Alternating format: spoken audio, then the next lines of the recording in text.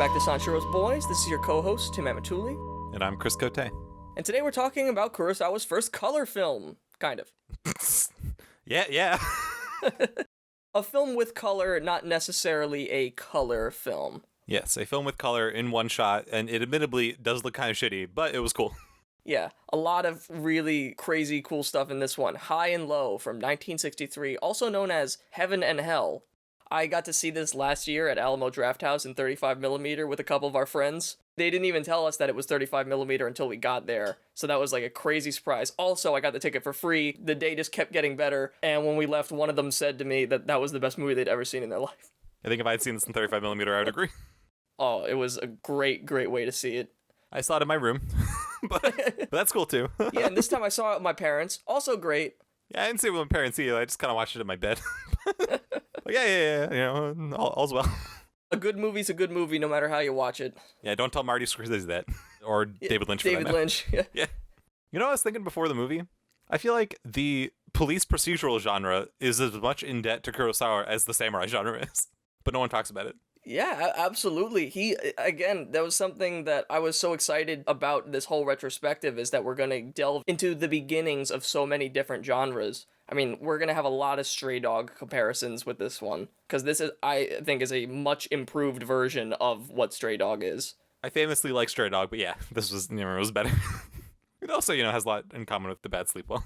Just like, involving, corruption and crime and stuff. Unlike those two, though, this isn't an original concept for Kurosawa. It's based on the novel King's Ransom by Edward McBain, although it has a lot of major changes on his part. Yeah, that's probably why I thought the lead character's name was King, because it was from a book, King's Ransom. But no, his name is Kingo Gondo, and it's played by Toshiro Mifune. I literally read the summary, I was like, oh, Toshiro Mifune plays industry tycoon King Gondo. I was like, that's sick. Who's this King Gondo character? And I watched it, I was like, wait, this doesn't seem right. And then I realized that it's just his name, Kingo. Kingo could have been Toshiro Mifune's name in real life. Little spoiler, he is once again Mr. Too Damn Honorable. Except kind of not, but then definitely is, again. He becomes Mr. Too Damn Honorable, but he certainly is not Mr. Too Damn Honorable the whole time. At the very beginning, he is the Mr. Too Damn Honorable of shoes, which I respect. I actually care a lot about shoes, and I was like, yeah, you're right, go off. Yeah, I was like, it's a tough sell making me sympathetic for, like, an industrialist millionaire, but if this guy's gonna be a boss, I think that he's a good one. His workers like him, and he's committed to the craft. Very obviously just, like, things to make the audience like him. Yeah, and, like, very obviously not what anybody else in that room is doing. Damn, I just made a movie a couple years ago about all these types of people, but they were all terrible. Now I gotta make one that's good. Yeah, the redemption of the industrialist in Kurosawa's eyes. So let's get into the plot. Kingo Gondo is about to make the boldest move of his career by acquiring a majority stake in the National Shoes Company. He has mortgaged everything he owns for this opportunity, but before he can finalize the time-sensitive sale, he receives a call telling him that his son has been kidnapped. However, the boy is revealed to be fine, and the kidnapper actually got a hold of Gondo's chauffeur's son, Shinichi. The police are brought into the conflict as Gondo wrestles with whether or not he should pay the outrageously large ransom, but he eventually does. After 30 million yen is thrown out of a train and Shinichi is recovered, an in-depth police procedure begins. Shinichi manages to bring investigators to the hideout where he was held hostage. Inside the shack, they find 2 dead junkies who have overdosed on heroin, along with a note to the kidnapper indicating their intention to blackmail him. The police soon deduce that poor medical intern Ginjiro Takeuchi is the kidnapper, and he gave the junkies pure heroin to cause them to overdose. The cops use the press and a forged note to trick him into thinking his victims are still alive. Detectives tail him through Dope Alley as he buys more heroin and tests its effectiveness on another junkie, killing her. They follow him back to the hideout and arrest him. Before facing execution, Takeuchi asks to meet Gondo in prison, explaining his jealous hatred for the wealthy man who lived in luxury above miserable poverty. He claims to be unafraid of dying, though his emotions betray him as he is dragged out of the room and a protective shutter closes, leaving Gondo alone. So, quite a lot happens in this movie. Yeah, I mean, it's almost 2 movies. This movie is, I think, the most bifurcated of all of them. You know, we've seen that with other ones like Scandal or Akira. With High and Low, Heaven and Hell, it is really a film of 2 parts. Start the first half up high in Gondo's house, and the second half down low in the slums of the city. That makes sense, yeah. I guess I wasn't thinking structurally about it because I've only seen it once. I didn't have enough time to think about that, but yeah, that makes sense. I actually didn't feel the bifurcation was as bad as it was in, like, Ikaru, and where I thought it was more distracting. Mm-hmm. Just because we actually, Tetsuya Nakadai was there, like, the whole time. He kind of, like, holds it together. Whereas in Akira, it's like really just Takashi Shimura and then he like disappears. Yeah, I agree. I used to have a bigger problem with the way that this movie was split because I think the first hour is just so good. And then the second hour, though, is also so good, just in a very different way. The problems I used to really have with this movie have smoothed over a lot, and I now realize that Tatsuya Nakadai's character is also the main character. It's just that he's not in the first 20 minutes. Because of that, it feels like he is a secondary character and that Gondo is the main, but that's not the case. Yeah, and Kurosawa's done that before where you start on a character and then another one becomes the main one over time. Sometimes, like, the main character will die, and then you'll just be following someone else. Yeah, and, Gondo does weave his way in and out of the second half a little bit more than I did remember, which I think is nice. They wind up going to his house a couple times. They have that really cool scene where Takeuchi actually asks Gondo to light his cigarette, which is just a wild, power move that he doesn't even realize. When you see him over by the shoe store, I was like, oh yeah, Gondo, I forgot about him. Yeah, it is by forget. At least in this movie, he is honest about it. I mean, it's literally in the title. Whereas some other movies, it's like, oh wait, the movie's totally different now. What's going on? But, it's set up where you kind of expect that. I even, at the point in which the police start to, look for the guy, there's, a slow fade to black, and I was like, oh, here comes part 2 of the second half of the movie, which will be totally different. You can feel that it's going to happen. It's not quite so rough. And it's like, yeah, we're following the cops. What is Gondo going to do? He literally doesn't have a part to play, and thus he isn't in a lot of the movie. He's not a cop. He's not a detective. They already have the information they need from him because they were there the whole time. And if they need something, they just go to his place and talk to him. Yeah, it is weird, but I think it works. I think just conceptually, this has been the one Kurosawa that has always caught my attention more than any other, because I think the premise of having this kid be kidnapped, but it's the wrong kid, but they still want the same guy to pay for it, is so good. I remember the day that I heard about this movie, I had never raced to watch a movie quicker than then, because I was immediately that sounds so crazy, that's so simple, but so brilliant, I gotta see it. I mean, Kurosawa loves to, use these moral questions in his movies, but I think, it is more successful here than anywhere else. Even though I didn't find very many answers for myself, including what I even thought. I was like, should he? I don't know. I definitely am with you with the philosophical angle for this. I think Kurosawa tackles a lot of really great ethics questions in this movie, some very directly and some indirectly. And I think that that's what makes the movie so engaging, is the movie is all about actually making you work and making you feel like a detective, because you're piecing together everything with the rest of the cops, and you also totally empathize with everybody in this situation. And so it is yeah, what would I do if someone tried to kidnap my son, but they actually kidnapped my neighbor's son or something? Or then later on, that junkie woman at the end of the movie dies because these cops let a murderer walk free to trail him and frame him for a bigger crime so they could lock him up longer, but because of that, someone died. Yeah, I know. I was like, why didn't they just arrest him then? You just did murder. He did murder and they saw it. Or more or less. He always gives us a lot to chew on, but I think here especially, it is just a banquet of ideas. I think there is even some moral complication to the role of the cops. I didn't agree with everything they did, and I wasn't happy with all their actions, even though, they're the good guys and they win. When it came to the point where we need capital punishment for this man, I was like, that's weird. I think that's a little bit dated. I think nowadays there's different opinions generally about capital punishment, but it comes across weird and they're we gotta kill this guy with the power of the state. Whatever, as a socialist, I have opinions on that. Something interesting that Donald Ritchie put in his book, also, by the way, he was on set for part of this movie. Oh, wow. Yeah, he actually got to be there for part of it, and he talked about some behind-the-scenes stuff. He was saying that this is the story of a man who has always been in control of his life, and then now there are two different forces that are wrestling control away from him. Because the first half is this kidnapper now has a stranglehold on his life, and then in the second half, the police are now the ones that really are the only way for him to get his means and money back. So he can't do anything until they do what they need to, and who knows how long that'll take. He has to resort to going back to square one. So yeah, I guess we should go into the beat by beat. King Gondo is about to make the boldest move of his career. Yeah, he's about to end these man's whole career. Yeah, literally. They're trying to end his in, very classic industrialist, slime bags. The way they look, they're supposed to look unethical. Yeah, they look like a walking HR nightmare. Yeah, they're trying to strong-arm Kingo Gondo, pardon me, the king, into essentially selling out. They're trying to make these shoes at half the cost for double the profit and make them shitty.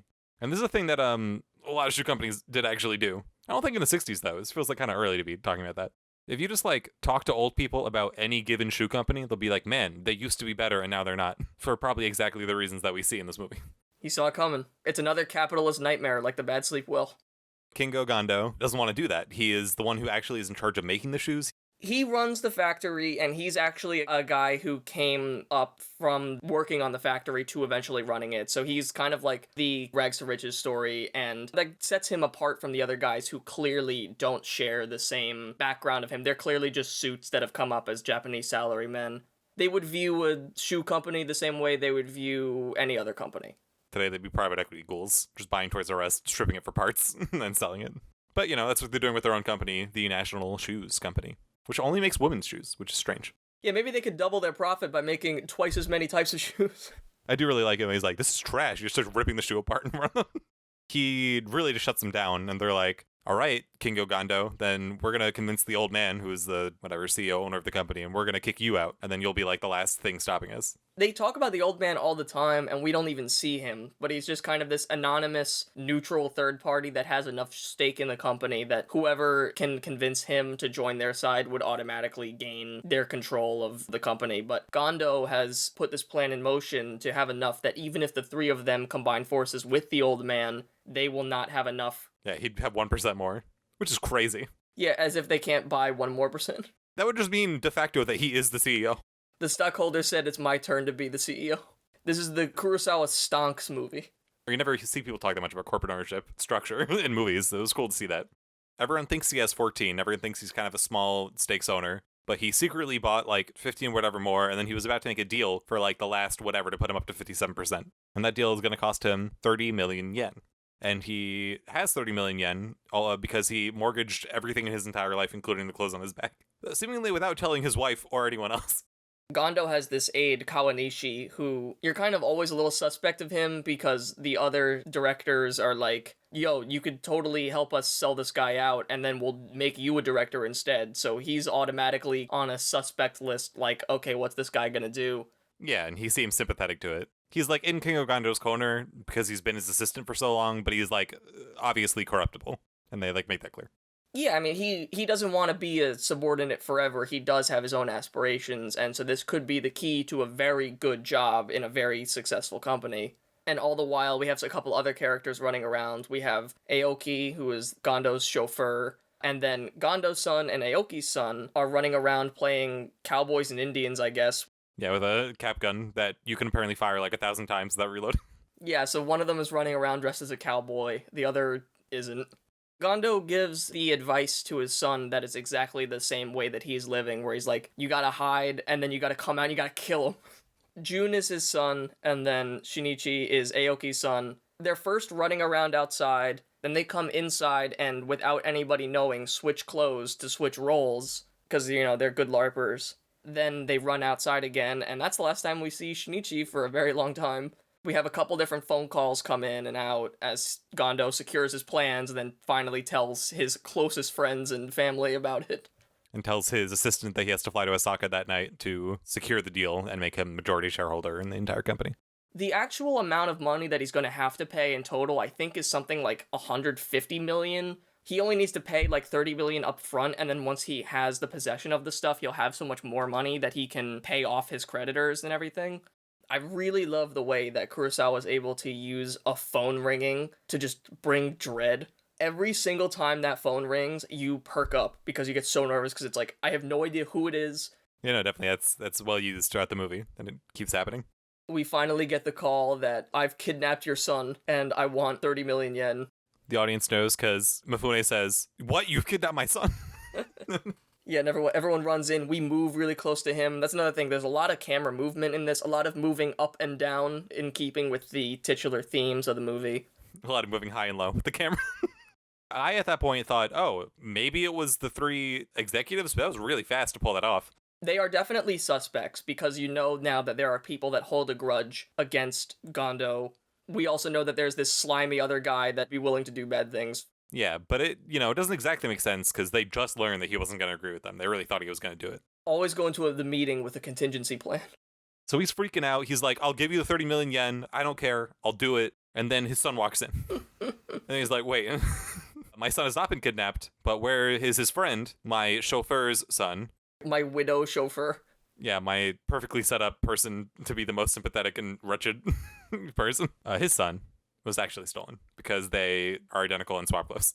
I love that in the shots, Aoki is always like off to the side, but he's always there. And then eventually they have a cut where he's finally center frame and he realizes, oh my god, if it wasn't his son, it was my son. And he sprints out the door.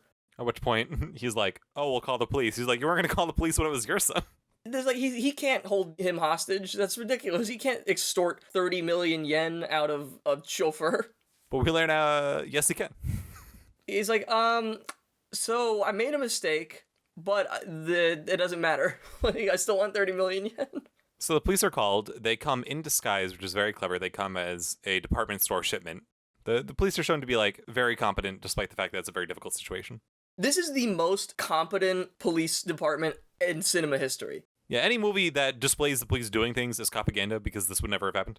The way that they sell it is that Tokura says that the highest ransom before today was only like 2 million yen. So the fact that this guy's asking for 15 times as much money is totally ridiculous. It has literally put the entire force of the city's police department to finding this guy because it's so outrageous and this man is clearly deranged. So that's why they can do such a thorough investigation that probably otherwise would never ever happen. One thing I'm a little confused about, spoiler, we learn that the person who did the kidnapping has nothing to do with any of this going on with the business. So why did he know that Kingo Gondo has 30 million yen exactly saved up and ready to use at that notice? I chalk it all up to the one kind of gimme that you gotta give this movie because it is incredibly convenient to have this happen at literally the exact same minute that he is just suddenly, for the first time in his life, become poor, technically. It's just pure convenience for the sake of drama, but that's fine because he's broke no matter what, essentially. He would need to mortgage everything to pay this ransom anyway, but now there's an additional level of suspense to it. If Kingo Gondo didn't have this crazy plan to buy the stock and the guy was like, I need 30 million, he'd be like, I don't have that. What are you talking about? Like, I don't remotely have that amount of money. I only happen to have it for plot reasons unrelated to anything you'd know about. That's like my only complaint about the entire film. I agree, and you know what? It isn't enough of a complaint to actually, really impact it for me. I'll give the movie one conceit. We need this to have extreme drama. Yeah, I didn't even realize that until much later, because you don't realize that he's unrelated until much later. Yeah, and it lends credence to us suspecting the other people, because we know that they would have that knowledge. It's a lot of time of getting more phone calls and having a lot of debate because Aoki is begging him against his better judgment to please pay the ransom. I will literally work the rest of my life to try and pay it off. The chauffeur is begging, but it's made very clear that if Kingo Gondo does this, he probably isn't getting the money back. He's financially screwed. He's now asking this other man to sacrifice his livelihood for his son's life. It is an absurd thing to ask anybody, but he is the only one that can do it. It's just an unfair situation. There's no good way out of it, which is what I think makes the drama of it so good, is there's no right answer here. Well, no, there is a right answer, and it is, again, the cops put it out pretty clearly, where it's the first thing we need to do is just focus on getting the kid back, then we'll worry about catching the guy. The kid's life is the main priority. And it's yes, I agree, that's probably the way it should be. That I think is a good value to put forward in terms of life over money. But it is also but then this man's life, his family's life, is screwed too. Now they're broke. He's going to get forced to have his own company if he doesn't do this. And now he can't do it, so he's not going to have any stake in the company anyway. Also, isn't Aoki unemployed now because they can't pay him? Kingo Gondo really does get screwed in real actual terms, and he does, and it happens. The film doesn't magically make that away. But yeah, we're dealing with that now. I mean, at this point, the police are on the scene. They arrive very competent. They also, for at least the first half of the movie, are totally useless. You're just sitting there watching Kingo Gondo be what do I do? And the police are yeah, I don't know, man. Sorry. We can help you after.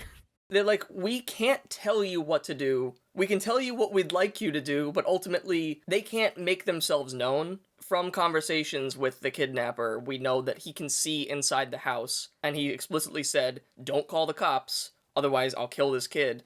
So, like, these guys always have to hide, and then they're saying, like, like, we just try and keep him talking so we can track his location, or say this just to make sure that the kid is okay, and there's only so much they can do when it's a hostage situation, because they go into the details of how difficult they are, because it's like, the guy has the power, but, he's not going to be able to hold on to it forever, and so it's a matter of what can we do to get what we want, but also prevent this guy from doing the worst possible thing, which would be killing Shinichi. Yeah, I think the train situation that we'll get to also kind of helps with that, because it like really is a situation where the robber has it all figured out. Because until then, I was just like, wherever they do the handoff, can't they just like have like a sniper or something? Like, why, or aren't they doing more to help him? Why are they just like, yeah, you gotta do it? Like, I was a little frustrated on Kingo Gondo's behalf of the fact that the police are just sitting there like, sorry, man, the state won't help you. This crime is going to happen to you.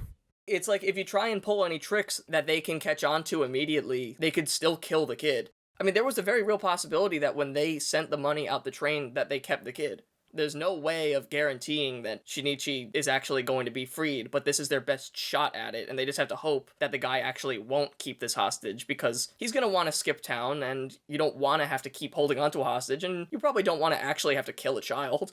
Yeah, I know. I just like, they seem very uncreative at the beginning. Like, they're not even like suggesting things that could have been possibilities, like give him fake money or whatever. Like, they felt impotent at first, then they make up for it. There's a lot of like moral questioning, and Kingo Gondo's like, I'm not going to do it. All right, I'm going to do it. There's a lot of phone calls where they record them, but they never get enough time to do it. There's some techniques with, one time he picks up the phone, then it wipes to after the phone conversation. They listen to it on recording. Yeah, I thought that one was really cool, so we don't have to see them then listen to it again and then talk about it. There's a lot of nice wipes in this one, because we're going to so many different places at so many different times. There's a lot of intercutting with wipes, with cops in the main meeting that we'll talk about later, intercutting what they're saying they did with them actually doing it, which is a nice middle ground of like, we get everything here, but we don't actually have to see it in real time, but we still get to see it to understand it so we can take in the clues visually. It's like half a montage or whatever. I don't know. It's well made. It's kind of what happens in the second half of Ikaru in that situation. But one thing I want to talk about is the Gondo household water pressure. Oh, yeah. I forgot about the shower. He takes the most aggressive shower I've ever seen committed to film. That man has supreme water pressure. He's like blasting the skin off of his body. Later on, he also is in the train bathroom and he just keeps splashing himself with water. Like, Mifune is very aggressive with his water in this movie. I love the way that the whole house is utilized, too. It's very large and open. It's sitting on a hill above a slum. He is always playing with the curtains as a way of externalizing some of his frustration and anxiety as he's walking back and forth, especially when Aoki is begging him, and he's like, stop begging me, like, I don't want to talk about it. He's, like, in the curtain. You, like, don't even see him at that point. The cops even acknowledge later on, and like, I do see how this would make someone really angry, because you just see it, and I'm like, I agree. That's pretty insensitive of the dude, and it's like, the guy is good, but he also is flaunting his wealth to people that live much worse lives than him. Maybe he didn't make the house. Maybe he bought it. But whatever. Still, he chose to buy it. So Gondo, like, finally says, I'm not going to do it. And everyone is like, all right. And then he gets a call. And, well, he's like, the police captain tells him, at least say you will. Like, let's do something fake or whatever. Like, pretend we will. So he gets the call, and the call says, strange, Kingo Gondo, why are your curtains closed? It's like the middle of the day. And you never do that. I would know. I wish he would use the excuse, oh, I'm naked, I just got out of the shower, because he is. But no, he doesn't say that. Yeah, he actually is in his bathroom. Yeah, I was like, wait, he has, like, actually the perfect excuse. He's literally, like, naked. Like, why would he open the curtains if he was just changing? He runs to take a shower, they get a phone call, they get him out of the shower, he runs in, wet as all hell. And then, yeah, that's when this phone call happens. He says, I'll do it, and then they hang up after the police hide. We're, like, not really sure what's happening, and that's when Kingo Gondo calls the bank and says, hey, can you give me 30 million yen in cash? And that's when we learn that he's actually going to do it. The kidnapper has very specific demands for this use of the serial numbers and the exact types of banknotes that they need, which is good because the police have all that information so that when certain things are cached, they're able to find them. There's actually nice dialogue from the cops. Once we reach the train, they're like, I didn't like him at first, but I really have come to respect him. Yeah, I grew up poor, so I have disdain for the rich, which I love just to see a character say. But I've come around to this guy. He actually seems like a very genuine guy, which he is. I don't think there's ever a part in this movie where you don't like Gondo. There's a part where you're angry with him because you're like, I do want you to do this, but I also acknowledge how ridiculous of a demand that it is, and I feel terrible for you that you have to do it. I was always okay with him not doing it. I was like, oh, geez. But he does it, because, it's not a Bellatar film. This train sequence is just masterful. All the cops are undercover on there. They've searched the entire train. They don't find the kid. You know, they're passing notes to each other. One of them keeps falling asleep. They're like, this isn't a luxury trip. We're looking for a child. They've arranged, okay, you need to get the specific briefcase that holds exactly this much money, and it's exactly this thick.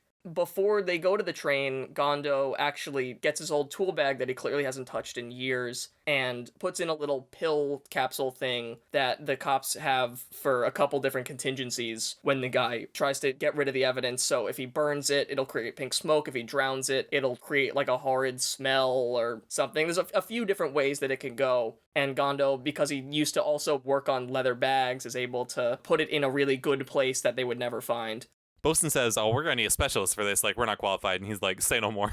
So yeah, that's another scene where you come to like him because he's cool.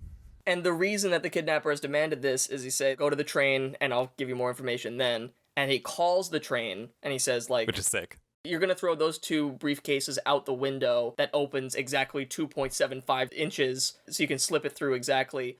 You're going to arrive at this bridge. Before you cross it, you will see the kid as proof that he's still there and that we will hand him over. And once you cross the bridge, you will send those 2 briefcases out.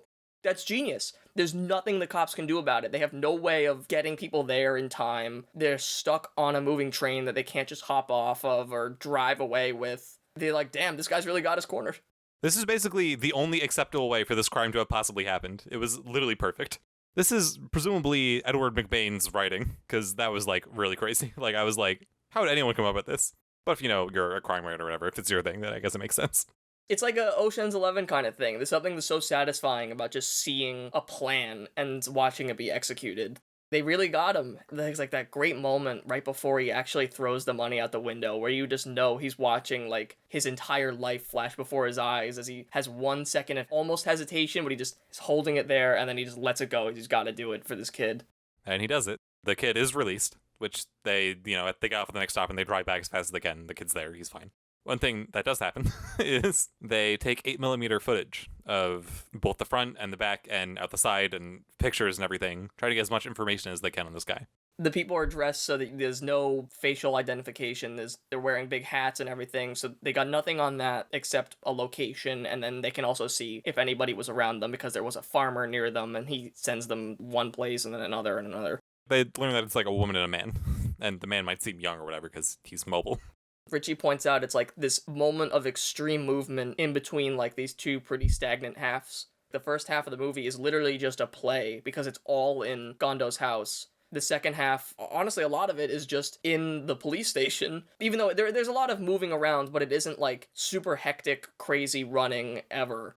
The movie has changed into one of the most engaging police procedurals that has ever been made. Kingo Gondo, you see a scene where his creditors are like, you can't pay a ransom on a child if we have to foot the bill. That's what they say. Yeah, and it's like, why do I have to foot the bill? He's not my child. Yeah. Poor man. One really cool character beat that I like is when they find Gondo doing his lawn and he's really sweaty and everything. And it's like, yeah, he's not hiring a landscaper because he doesn't have the money anymore. And that isn't said, but you just can logically make that connection. Like, oh yeah, this guy's already starting to live different means of life before he's evicted from his home. Yeah, it's literally like the Parasite parents having to cut their own lawn. Yeah, this is kind of like the Parasite house. But yeah, we are now in police procedural. We're basically a totally different set of characters. Like, some of them cross over, some of them don't. It is 30 minutes in this police meeting where we keep cutting to different things that the other... Is it really? People have done. Yeah, it's a 30-minute thing. It doesn't feel it at all because it's so engaging and there's so much happening. So I guess there's like 3 arcs, really. 2 halves, but 3 arcs, because like there's, the whole crime, then there's that part, and then there's actually like getting the criminal at the end. It's like a half, a quarter, and a quarter, but the 2 quarters are very closely connected, more than the other half is. We should call out, not only is Takashi Shimura have his cameo as one of the head police chiefs, but so does Susumu Fujita, Sanshiro Sugata himself, our beautiful, smiling boy. Tim didn't notice him in the scene. I noticed him the second he shows up on screen, because I think he... I noticed him in the scene. I didn't notice him the first frame, because most of this, like, is from behind his head. I don't know, the second you see his face, I was like, there he is, there's our guy. I think he smiles or, like, giggles or whatever. He, like, makes a little bit of a smirk, and it's so identifiable. Susumu Fujita, he is given, like, the privilege of being the head of the police company, but he is not given the privilege of saying or doing anything important. I think he has one line. He has one line where there's like, all right, let's like wrap up this meeting. I think Takashi Shimura has like even less than that. But still, they are the royalty of the Kurosawa acting company. They're there. They're important. They're, given a lot of like face on screen time, even though they don't do anything. And unfortunately, this is his last appearance in our Akira Kurosawa retrospective. Next week, we're going to have to say goodbye to Toshiro Mifune, but this might even hurt more for us, saying goodbye to Susumu Fujita after a role where he does nothing. You started out as the star. Straight out the gate, he's amazing in Sanshiro Sagata. He is amazing in Sanshiro Sagata too. And he is just as amazing in No Regrets for Our Youth. And then he basically isn't really the lead ever again. I will say that he's amazing in Yojimbo when he runs away and smiles and waves. God, I honestly like my favorite smile in cinematic history. Susumu Fujita. I am right there with you. I hope the listener agrees. You gotta see it. It's amazing. But yeah, in this movie, he is just like one of the like bigwigs at the police station who like is in charge of the meeting but doesn't do anything. Really, all the actual work is being done by the new Kurosawa star, Tetsuya Nakadai. I like that he's in charge and Bosun isn't because he's like clearly twice his age. Well, Bosun's like the head of the investigations unit. It's kind of like Stray Dog, where Takashi Shimura is more important, but Toshiro Mifune is the one actually doing everything. But it's weird because you don't actually know who Bosun is, he's just the guy. There's a lot of so many different Kurosawa movies here, but Stray Dog is the big one. The most identifiable element from Stray Dog, beyond it being a police procedural, is the extreme heat that is seen, and there's a lot of that here, because they really play up...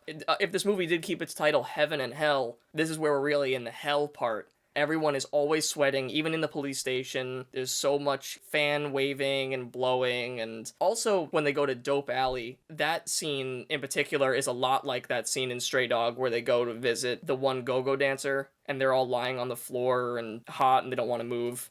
I also noticed some stuff from Drunken Angel with the dance sequence in the club. It reminded me a lot of when they had those sequences with Mifune barely holding it together before he dies. Also kind of happens in Ikaru. One thing I do like is that the villain of the film, we're introduced to him privately about like halfway through the movie. We're not told that we're seeing him really ever, but it is made clear. There's that really gross canal that some of the cops walk past, and then we shift the camera over to seeing the reflection of the kidnapper walking across. Because of the way that it focuses on it, you just know, okay, this must be the guy. And that canal reminds me a lot of the sump in Drunken Angel. It's a very clever visual way to like transition. And then now we're following this guy. And he just like has newspapers and goes back to his shitty apartment. You see the newspapers he's reading are all the headlines about Kingo Gondo. And the headlines are like, the whole city loves Kingo Gondo. Like, he did such a good thing by saving this guy, and he like gets mad. Do you think what he wanted was for him not to give the money? To ruin his reputation? He wanted to ruin this guy's life because he was so angry and jealous of him. It's hard to judge the actual, like, lucid motives of anybody that would actually do this because it is so insane. Yeah, also, I mean, his character is kind of poorly motivated. He really is, like, basically suicidal. He, like, is a man that does not care about his life and just wants to exact revenge upon the world before he dies. He lives for nothing, so he just wants it to be over, but he wants others to suffer the way that he has his entire life. He's like, I've never known joy, ever. The audience gets clued into him because we see him, like, privately, on our own, before the police find him. It's a very interesting decision on Kurosawa's part because it removes the mystery. We now know who the kidnapper is. Yeah, it's some young man who lives in a shitty apartment that can see the house from up on the hill, and that's all we know about him. Yeah, it's like, okay, we now know it wasn't any of the directors, we know it wasn't his assistant. We suppose it's possible that he could have been hired by the other guys, but you kind of get the sense that that's probably not the case because he seems to be obsessing over Gondo. The main thing in his life, besides like his abject poverty, is the fact that his house is perfectly set up so he can see Gondo's house in the hill. It's like the only thing he can see from his window really is the house in the hill. Yeah, it's his entire view. I like, again, like in Stray Dog, how we have a villain that has no connection to the protagonist of the movie, but I think it works a lot better here as a more understandable motivation rather than in Stray Dog, where it was entirely based on the hunch that this guy would never have ditched the gun, or like never would have reloaded it. Yeah, wasn't the thing in Stray Dog mostly like, it didn't mean that much to the villain, where in this one it means everything to the villain? He could very easily have wound up getting the gun back from someone totally different. It was a little bit beyond the realm of possibility that he would actually be able to hunt down this guy. But this one, I think this whole movie is building on a lot of Stray Dog things, what makes it a lot better, in my opinion. In Stray Dog, the protagonist obsesses about the villain. In this movie, the villain obsesses about the protagonist. Yeah, it is a reversal of that. later on there'll be a lot of stuff to kind of connect them further when they finally meet at the end. Man, this fucking villain, though, Takeuchi, we don't learn much about him at this point, but he's just fucking nuts. I love him. I think he's a great character. No offense to Tsutsumo Yamazaki, but he really does look crazy. Just like his face looks like a villain. And like exactly this kind of modern villain who's just like turned villainous by the malaise of society and poverty, I think is what Kurosawa's going for. Where he becomes Joker-fied.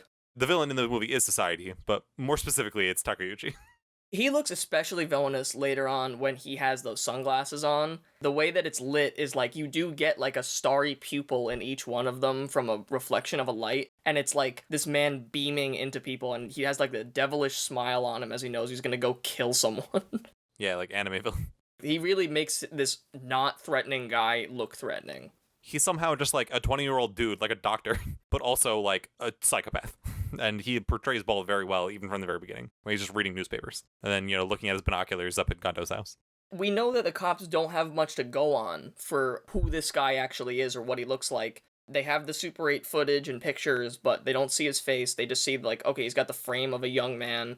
Other cops are, putting together clues about there's like this stolen car at this time, so we were able to punt this down, and then we saw these other pieces, and listening to the tapes over and over, we can hear certain sounds like a trolley moving, or they can hear the money being deposited in a payphone, so they know that this guy called from a payphone, so they distinguish which ones can see the house, because he says he can see the house and he can look inside, and so, like, now we gotta find all these. Like, they have an elaborate map like they do in The Hidden Fortress or in Seven Samurai, so that's like another Kurosawa touch there. Love when he uses maps.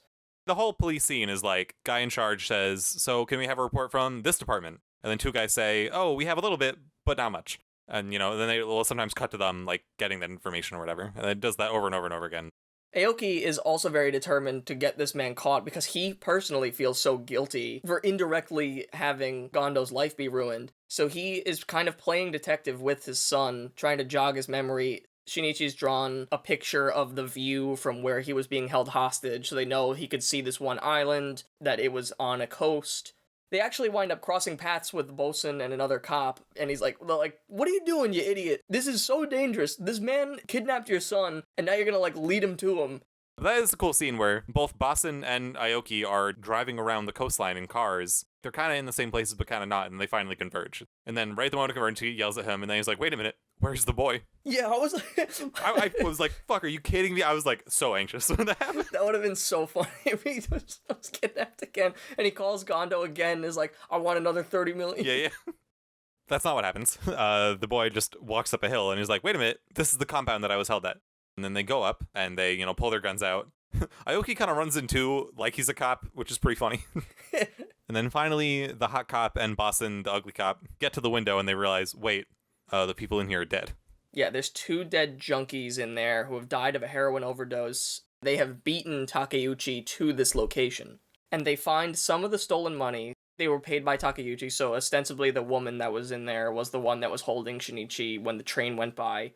They also have a note in their handwriting. The other note says, please buy us more drugs. We'll spend the money. We can't take this anymore. It's very clever of Takeuchi to use drug addicts as a pawn in his crime game. These people were murdered by Takeuchi indirectly by him giving them too potent heroin that he knew would overdose them. Yeah, intentionally not cut, buying pure heroin that isn't cut with other things to dilute it. Please explain it. He's like, most street heroin is about 30% pure. This was 90%. So if they took a normal dose, it's triple the regular dose, and it would absolutely kill them. And I really like the way that they say, this is how we can reasonably suspect that this is a murder, because these people are clearly junkies. They do this all the time. So what are the odds that now all of a sudden they would have an overdose when they would do this all the time and they would know the exact amounts that they would take? Yeah, regular heroin users wouldn't make this mistake. And they say all of this to the press, which I like that he's bringing that element in like he did in The Bad Sleep Well, where the press were going to be a tool for exposing evil. So now Kurosawa finally gets to use the press as that tool to expose corruption. But the cops say, we want you to print a fake story to try and lure this guy out. But don't print that they're dead, because that'll ruin the investigation. What we want you to do is print a story that says that one of the identifiable bills from the crime has been used. So give in to the fear that this guy had that led him to kill them. Putting stuff in there to bait him into making a return to the shack so that he can go and kill them again, essentially. And then they can just stake that place out and wait for him. Right when they start to learn this, they also have Shinichi draw out a really bad drawing of what this guy looked like from his memory. She just does it, and Aoki's like, hey, check it out. He was wearing like a sock over his face to obscure his look so that Shinichi couldn't identify him, but he was able to identify that he had a wrapping on his hand. They put out a story saying, this is what the bag looks like that would hold the money, so he immediately gets rid of the bag, he burns it. This is what leads to it being the only color film thus far. Yeah, oh my god, it's so great. And they have that great like little horn sting that they keep using in the movie. And it plays super strong when the bag is finally burned and they can see the pink smoke from Gondo's house. You hear Shinichi say, hey dad, look, pink smoke. And everyone's like, what? And they run over. And then we, the audience, see pink smoke coming out of this smokestack. On a black and white film. Does it look the best? No, but it is so wild. He's breaking the rules. You can't do that. It's a black and white movie. Color film has existed for decades, and he's just so far has chosen not to use it. He's shooting the most gorgeous footage that he could possibly shoot with super wide lenses, and he always uses really long lenses and really overlights all of his movies because they need all of the light to come in for it to work at that length. That's why all his movies always look so sharp. He's never chosen to apply that with color. He's always kept it black and white. But now he's finally like having a little fun with the formula. That happened because they ran a story about it. The guy like is clearly getting nervous.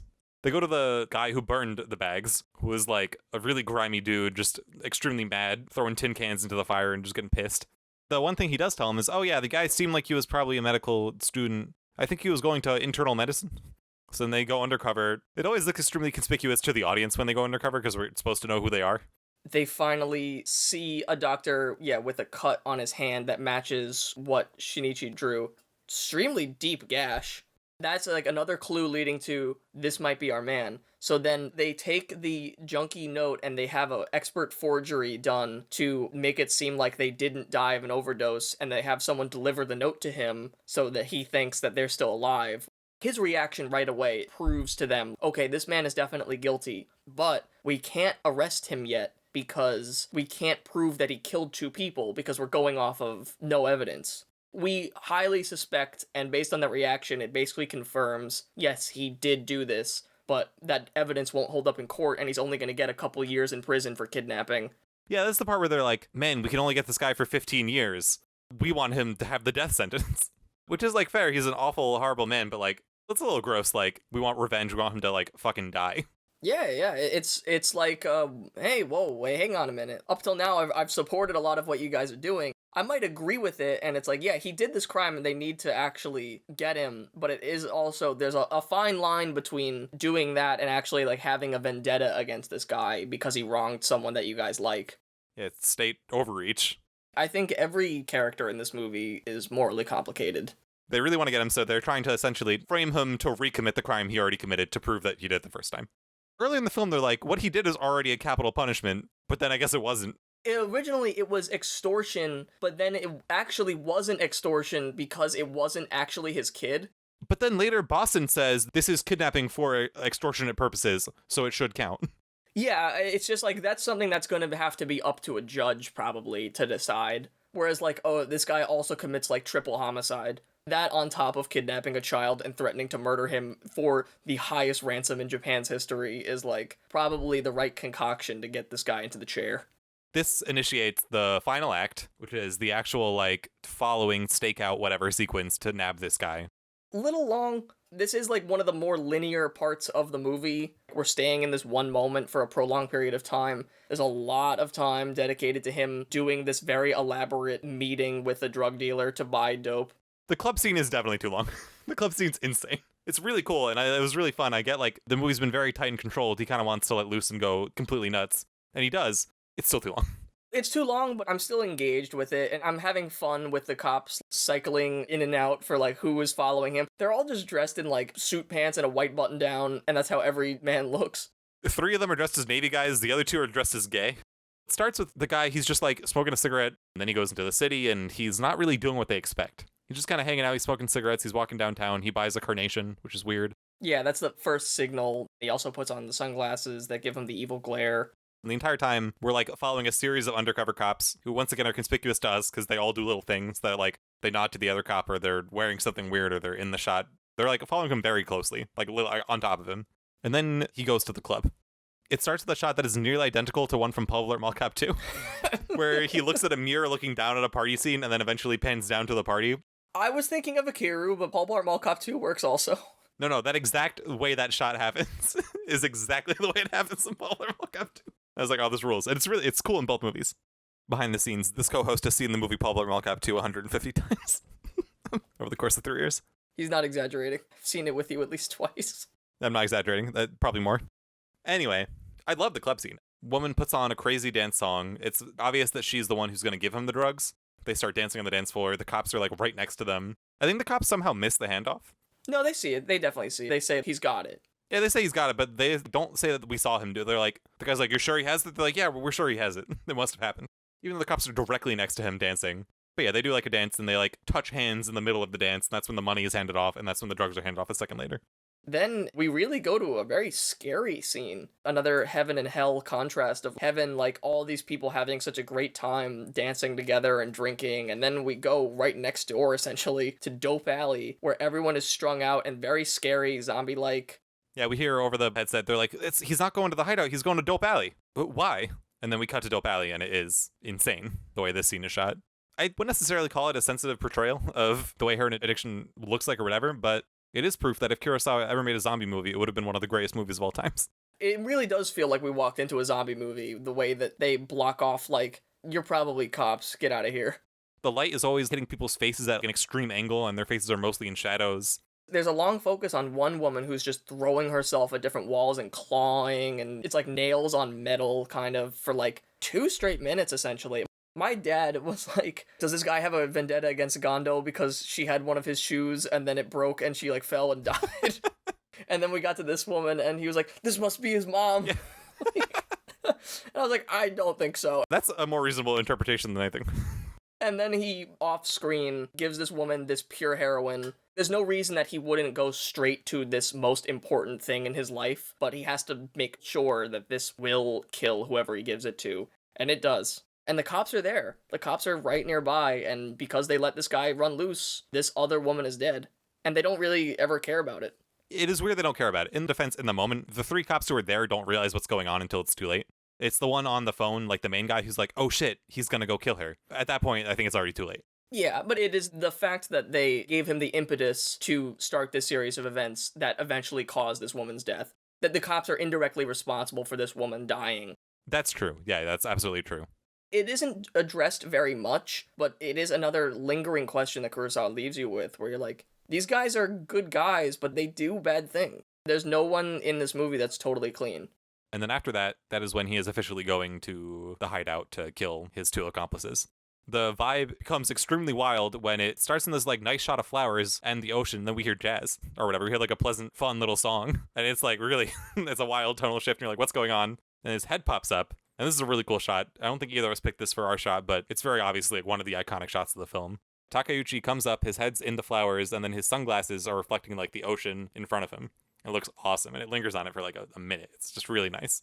The cops reveal themselves, and he immediately tries to kill himself by just ingesting pure heroin, and they grab his hand. And for some reason, there's a weird cut where all of a sudden they are trying to handcuff him, and then there's like a quick cut, and then they've handcuffed him. And it's like the same shot, and it's like, why'd that happen? They didn't do a very good job pulling his hand away. And that concludes that whole arc, and we have the epilogue. There's a brief little scene where they're like, oh, we got $27 million, will that be enough? And then as they say that, like someone slaps a for sale sign on the couch they're sitting on. Yeah, they were like, please don't sit on the couch because you don't own that anymore. Yeah, well, the auction's like, no, you can have it. It'll just be sold tomorrow. So the answer is the $30 million will not be enough. We don't really know what his situation is. It's clearly not good because all his stuff is being auctioned off. He got a lot of his money back, and that's a lot of money for someone to have, but he's certainly not going to be living the high life. Yeah, he's no longer Parasite House rich. He is just a guy now. And then we are at the prison scene, and we get told, oh, Takeuchi didn't want to see a chaplain. He just wanted to see you. So thank you for coming. Yeah, and he's like, yeah, I'll meet with this guy. I don't know who he is, but I do want to talk to him for, like, why did you want to ruin my life? And the audience, me, also wants to know why he ruined his life. And do we get an answer? Kind of. In the philosophical realm, yes, we do. The victim could have been anybody, and it wound up being Gondo. If another couple lived in that house, he would have targeted that couple instead. This scene is amazing almost entirely due to Tsutomu Yamazaki, who is just doing an acting masterclass in this scene, playing this young, normal guy who just has had a tough life. The malaise of poverty kind of drove him insane. He keeps saying, they're gonna kill me? I don't care. I hate living. His words say one thing, but the way that Yamazaki is acting, the emotion gets out of him and then he quickly bottles it up again. But like he might have a sniffle or he'll kind of twitch. He's like grimacing the entire time, painfully.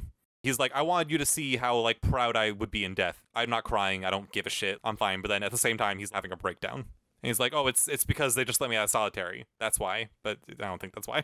Yeah, it's like, this hasn't been that long. Yeah. It's been like a week. You know, like the whole time he's like, so how are you, Gondo? And Gondo's like, I'm fine. I work at a smaller shoe company now, but they let me do what I want. I'm gonna build them up and hopefully we can rival National Shoes one day.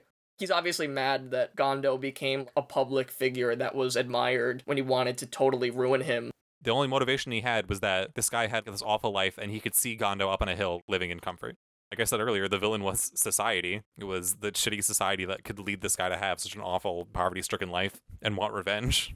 When he finally just totally snaps and grabs the fence and shakes it, the guards come in and grab him, and then this shutter comes down, and it just leaves Mifune looking at his own reflection, just sitting there. There's also really great shots of the people's reflections from each side to have them kind of converge or be more opposite of one another, depending on what the context of the line is. Really, really great stuff with a very minimal set. It really is like a reflective moment to end the movie on. The screen shuts down, you see him sitting, and the end. Cut to black, and then you're staring at your screen, feeling probably the same way. It's an incredibly strong ending for an incredibly strong movie. Yeah. I was thinking, like, how are they going to wrap this up? What was the motivation? I was really looking for an answer that he didn't give us, but, obviously, he's the master. This is better. I like it more like that. I think it's the right mix of having a personal connection between the victim and the oppressor, but also at the same time having it be abstract. So many crimes are personal, one-on-one, people that know each other, and then there's so many crimes that aren't. This is really like fate intervening into Gondo's life, where it's like, I don't know this guy, why did he suddenly ruin my life? There's no good answer. Like, sometimes people's lives just get ruined for no good reason. The suspense that he's able to ratchet up in this movie is unparalleled, I think, in his filmography. It is literally an edge-of-your-seat movie for so much of it, because it's so engaging, so intriguing, and especially because of how well it's shot. I think the cinematography in this movie is really, really good, and I feel like I'm just saying that every week. He's always been a strong filmmaker, but now he's really, really flexing. My favorite shot was what we talked about with the pink smoke. He really has taken every convention, and I think what Kurosawa was able to do so well so many times is to give you an expectation of something and then to take it away, or to prove you wrong. And the thing is, every single shot you expect to be in black and white. He subverts that most basic expectation of watching a black and white movie by giving you color, and that's freaking crazy. The principal actors in the shot, and they're all looking down onto the city, which there's a lot of in this whole movie, looking down. The opening credits are looking down on the city from the Gondo residence, which, sets up the entire real theme of the movie. You capture that here in an incredibly unique way. I do agree that the cinematography is wonderful. There was a little bit in the beginning where it's all in the house. I'm like, all right, this is getting a little, tired. It's just, there's only so much you can do in one room for, 40 minutes. But my shot actually has nothing to do with cinematography. My shot is of Kurosawa royalty. There's one scene in the police procedural, essentially, part where they're all doing the meeting, where it just cuts to, from left to right, Tatsuya Nakadai, Takashi Shimura, and Susumu Fujita. And they're all just sitting there, they're all laughing, and I was like, look at that. That's 3 hugely important actors in Kurosawa's filmography, and they're all just sitting there, at the head of this table, given the importance that they deserve for what they've done for his filmmaking. So I just really like to see it. It just made me really happy. I was like, look at that, 3 kings. We have the new, and he's kind of taking over, and the 2 who are clearly important, but they're in the back seat now, as they are in the movie, as they are in his filmography. Been there since day one, literally. I just love to see him. It is such a shame that Susumu Fujita won't be in any more of them, but I'm glad we got to see him last time. In my frame, he's smiling. Not his full toothy smile, but he's still smiling. Takashi Shimura looks great. He looks, like a cool old guy, like he has his entire life, but now he's actually starting to be the part. It just made me really happy. I just like that shot. I feel so much connection to these actors now after all these movies that they've been in with Kurosawa. He clearly has a respect for that too. Even when he puts in his company of actors and they don't have a big part, they're still important. I agree, and that's something that you can really only get from watching a filmmaker's entire oeuvre, where they do reuse people and you start to gain this connection, and now can come in with an understanding of a character before they even actually do anything, which is really good. Or sometimes he can use that to subvert it, and then you get to see a whole new side of it, a character, which I also really like. Not in this one, but yeah. If you hadn't seen his first, 4 films, you just wouldn't know who Susumu Fujita is. And, you wouldn't understand, it wouldn't mean anything to you that he's just some guy at the head of the table. Let's go to the Toshiro Mifune hotness scale. 10. 10. I'm giving him a 10. Fuck you. I thought he looked amazing in this movie. You can give him whatever you want. I now regret giving him a 10 in Sanshiro, because I think he looks better in this movie. He's looking thick and run down in this one. Yeah, okay. He starts strong. He kind of looks run down towards the end because he is, but he's still a king. He's very handsome, but he's not quite in his peak physical shape that we saw, every other week. He does hit a lot of your sweet spots in particular, I will give you that. I understand. He's a shoemaker? That's hot. He has a mustache in this movie. Looks awesome. He's kind of dressed the same way that he was dressed in The Bad Sleep Well, but I think he looked better in The Bad Sleep Well. I'll throw it in the 9.3, 9.4 range. Just because, he spends the whole movie being upset and sad, wiping his curtains over around. But now, the big number... I used to always have this movie at a 9 because I had issues with the structure and some of the conveniences. The fact that it is a little bit too long, some parts of it drag and Gondo kind of drops out. Watching it this time, I was like, you know what? It really doesn't matter. This movie doesn't really work following one person all the way through for a big character arc. Even though there are big character arcs in this, it isn't structured in the same way that a normal movie is. And you would think, revealing the kidnapper's identity right in the middle of the movie, what a weird thing to do that ruins the suspense. It really doesn't. Everything that he does here really works, and he's created an incredibly engaging police procedural that incorporates so many strong techniques, so much great editing, cinematography. I really like the musical theme of this movie. I don't think that it's Kurosawa's very best, but I think it is definitely one of them. It is a 10 out of 10 for me again. I kind of feel about it the same way that you did with Yojimbo. Overall, there's a few things that take it down just a little bit, but not enough to actually bring it to a 9. This movie deserves the 10. I'm with you 100%. I thought it was a 10. I have a pretty bad attention span, and for 2 hours and 23 minutes, I was completely engaged. I really want to know what happened. The questions that it raises and the way it tackles them are all fantastic. It looks amazing. 10. I don't know what else to say. It's an amazing movie. We're going to test your attention span and your heartstrings next week when we have our last Toshiro Mifune movie, The End of an Era, Redbeard, a movie I know you've always wanted to see. A movie that in 7th grade I looked up good movies from around the world, and Redbeard and Tokyo Story came up as the 2 best ones ever. And I didn't watch either, but now I've seen Tokyo Story and I'm excited to see Redbeard. It's a movie that, I don't know how old I was in 7th grade, but I'm assuming this is 14 years in the making of me wanting to see. I'm sure that you will like this movie a whole lot more now than you would have if you saw it in 7th grade. I was a surprisingly precocious little kid, but I'm so excited to see it. I think it'll be a really great way to have Toshiro Mifune end his long career with Kurosawa. I think we're going to have a really fun conversation next week with Redbeard. Please tune in then.